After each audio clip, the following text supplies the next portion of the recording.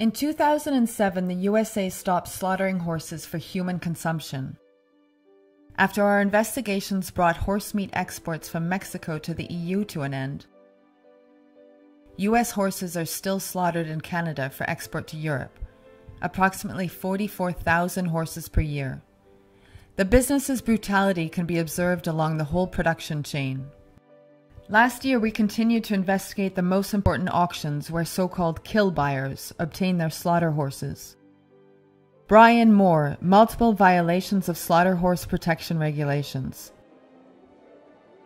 Bruce Rotz, multiple violations of slaughter horse protection regulations. Horses died during his transports. He sold animals entrusted to him to Canadian slaughterhouses.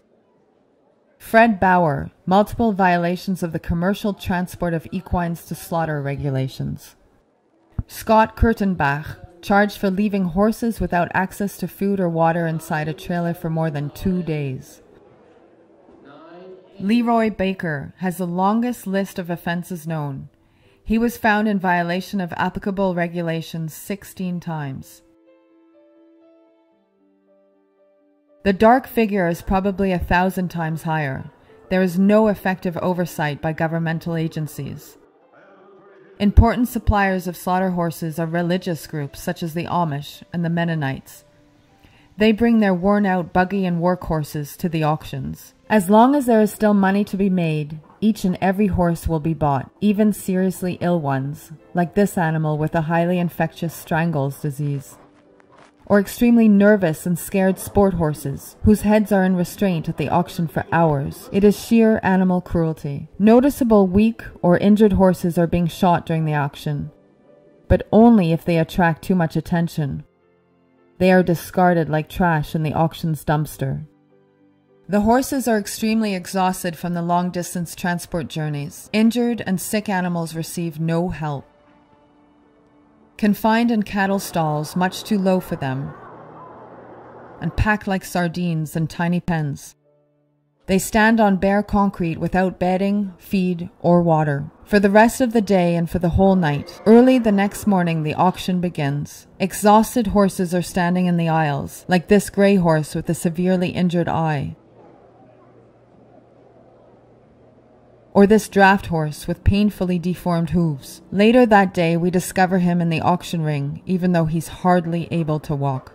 A black horse with an injured ankle joint. Injured animals are neither segregated nor treated. Again, the horses are stirred up, chased through the aisles, yelled at, and treated roughly. Of special concern at the Kelowna auction in Iowa is the inhumane hydraulic gate at the entrance to the auction ring.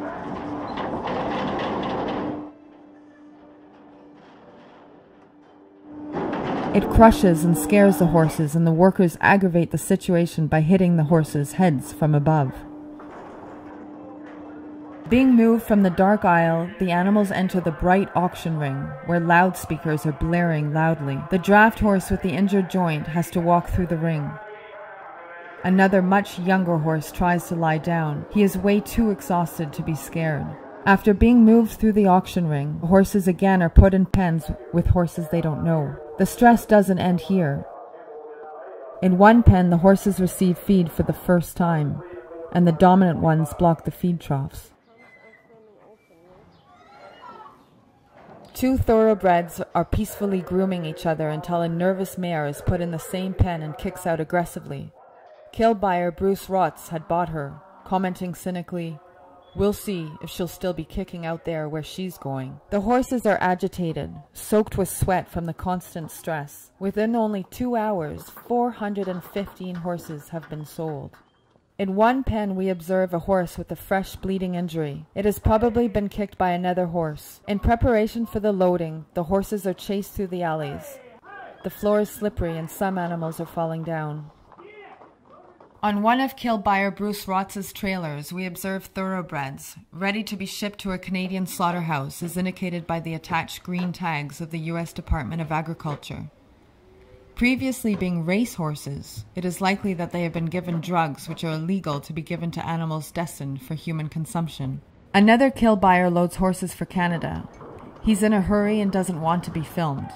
The loading is frantic and rough. The horses are being beaten. Several are falling down. Within 15 minutes, all horses are loaded. We follow one truck with slaughter horses to Canada. It is very hot. The driver continues to park over and over again in the blazing sun. His destination is Alberta, where the feedlots of the Bouvry slaughter plant are located. Bouvry's horse meat is sold to the EU and to butchers and restaurants in Switzerland.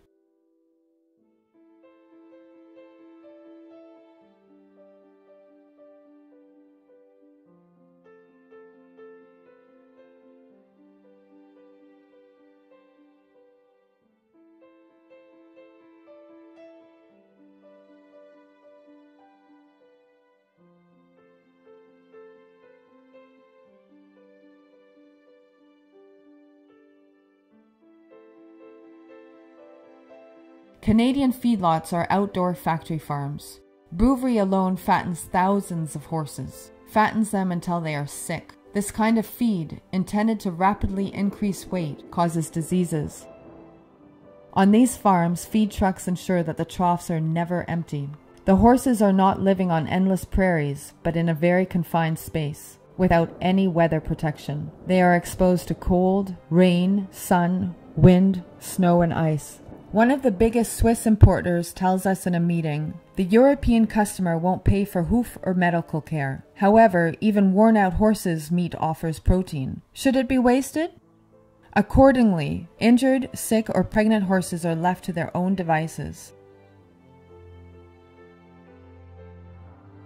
In this pen, we observe a lot of injured horses. Many leg injuries, probably caused by kicks of other horses during transport.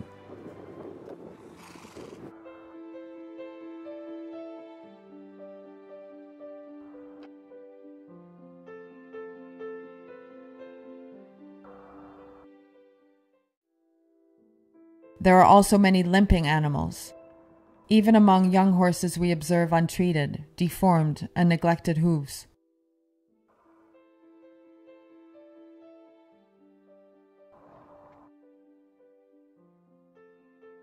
Numeric brand marks, burned deeply into the horse's flesh, bear witness of the ruthless behavior towards the horses. Amidst all this misery, we observe something very touching. A black mare protects an injured chestnut mare from the pushing and shoving of the other horses. Lack of weather protection is especially detrimental to the foals which are born here. Mucus is dripping from their nostrils, and they are coughing and are lethargic. This small dappled foal is seriously ill. Its jowls are swollen, and legs are wobbly. Other foals are also obviously ill, as the poor condition of their coat and body clearly shows. This small foal has already been branded with its identification number. Apparently there was plenty of time for this, but nobody invests time in medical care.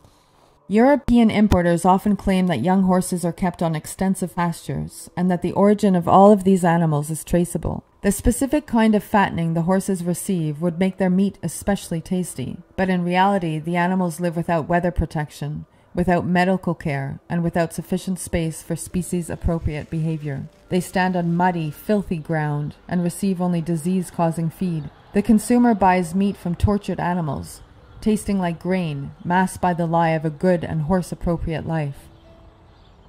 Collateral damage is taken into account and accepted by this industrialized horse meat production. A weak foal outside of the pens gets no more help than this limping young horse.